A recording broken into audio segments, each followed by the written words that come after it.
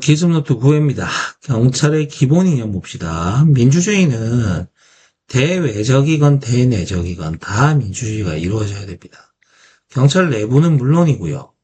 경찰 외부도 당연히 민주화가 이루어져야 경찰이 독단적으로 어떤 업무를 수행하는 걸 막을 수 있게 되겠죠.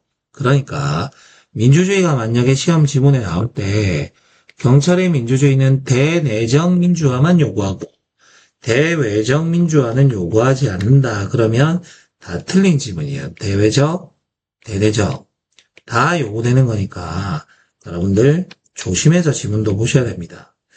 자, 대외적 민주화 방안은 쉽게 말하면 경찰이 아닌 쪽에서 하는 것들이 바로 대외적 민주화 방안이고요.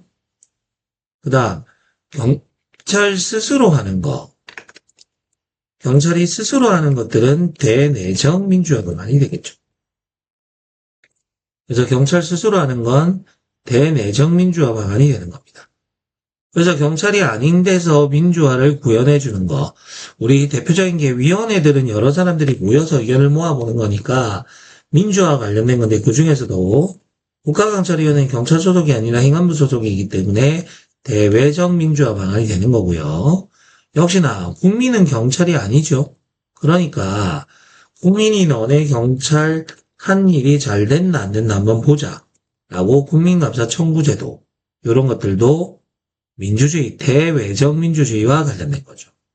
대내적 민주화 제도는 중앙과 지방 간의 권한 분배, 상하기관 간의 권한 분배를 말하는 거고, 중앙과 지방 간의 권한을 분배하는 대표적인 게 자치경찰 제도가 되는 거잖아요. 이런 것들이 바로 민주주의와 관련된 거죠. 두 번째, 법치주의. 법치주의는 오트마이어가 정리한 건데 세 가지의 파생 원칙이 있습니다. 첫 번째는 뭐냐, 법률의 법규 창조력이죠. 두 번째는 법률의 우위죠. 우위. 항상 법률이 위에 있어야 된다 라고 하는 법률의 우위가 있고요. 법률이 항상 위에 있어야 된다. 우위에 있어야 되고요. 그 다음 또 하나는 뭐죠? 항상 법률에 근거가 있어야 된다는 법률의 유보. 이렇게 세 가지가 법치주의의 파생 원칙이죠. 그럼 우리가 알아야 될 거, 법률의 법규 창조력에서 요 법규가 뭔지만 알면 되잖아요. 요 법규는 법률의 알맹이를 이야기하는 거예요. 그래서 형식과 절차보다는 권리와 의무를 말하는 거라고 생각하면 됩니다. 그래서 국민의 자유와 권리는 국가안전보장 질서유지를 공공복리를 위해 필요한 경우에 법률이 권리 의무를 만들어줬으니까 제한할 때도 내가 준 사람만 뺏을 수 있다고 늘 이야기하잖아요. 그러면 권리 의무를 만들어준 게 법률이니까 제한도 뭘로 해야 된다? 법률로 써야죠. 법률로서. 단 제한하는 경우에도 함부로 생명을 침해하거나 신체의 완전성을 해하거나 이런 것들은 안 된다라고 이야기했었죠. 그래서 권리에 뭐는 침해하면 안 된다. 본질적인 내용은 침해하면 안 된다. 이렇게 나온단 말이죠. 그 다음 법률의 우위는 뭐죠? 항상 법률이 이렇게 위에 있어요. 항상 법률이 위에 있고 모든 경찰 작용은 법률보다 아래에 있어야죠.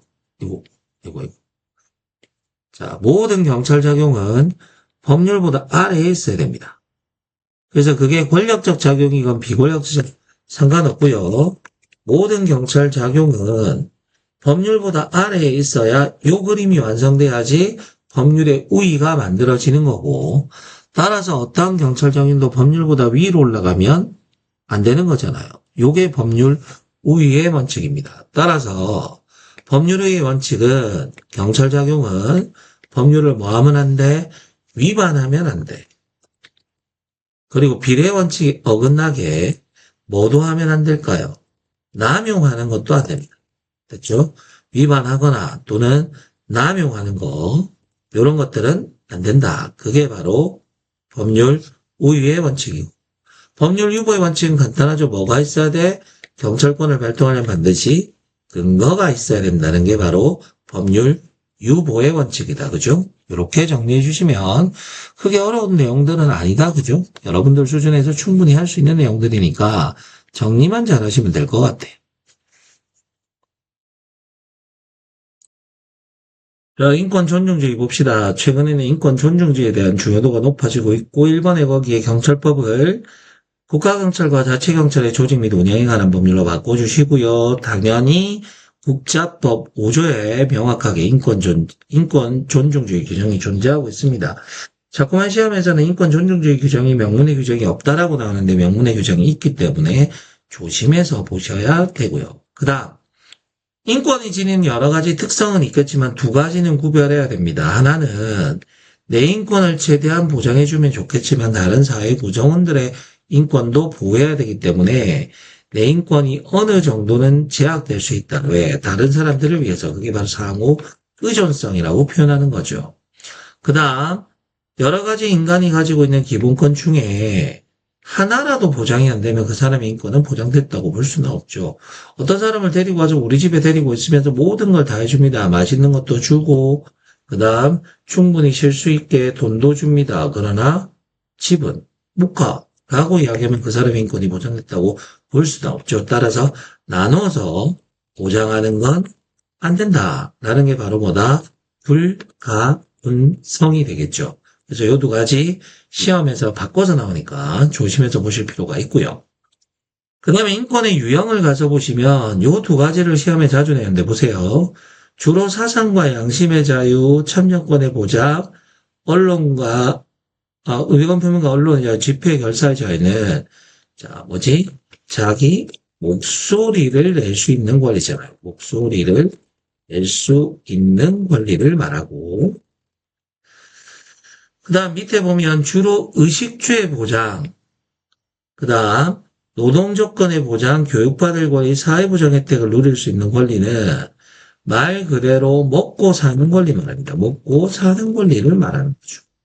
따라서 이렇게 기준을 잡아놓으면 밑에 있는 얘들을 다 외우지 않으셔도 괜찮아요. 그래서 자기 목소리를 낼 수 있는 권리를 우리가 뭐라 부르냐면 시민적 그리고 정치적 권리라고 이야기하죠. 자기 목소리를 낼 수 있는 권리고. 그 다음 먹고 사는 권리. 먹고 사는 권리는 뭘 말하는 거냐면 경제적, 사회적, 그리고 문화적 권리라고 이야기를 하는 겁니다. 그래서 다 외우지 마시고요. 어차피 보기를 바꿔서 나오겠지만 자기 목소리를 낼 수 있는 권리가 시민적, 정치적 권리고 먹고 사는 권리가 경제적, 사회적, 문화적 권리다. 이렇게 기준을 잡으면 굳이 암기 안 하셔도 됩니다.